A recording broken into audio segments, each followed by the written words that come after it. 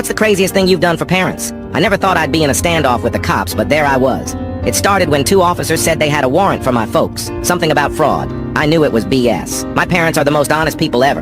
Dad works crazy hours, and Mom's always helping at the shelter. No way they'd do anything illegal. I wouldn't let the cops in. Told them they got the wrong house. When they tried to push past, I kinda lost it and started swinging. More cops showed up. They were yelling about breaking down the door. I was freaking out, but couldn't let them take my parents. After a few hours, my uncle came with a lawyer. Turns out it was all mixed up. Some people with similar names. I got in some trouble for fighting the cops, but I'd do it again for my folks in a heartbeat.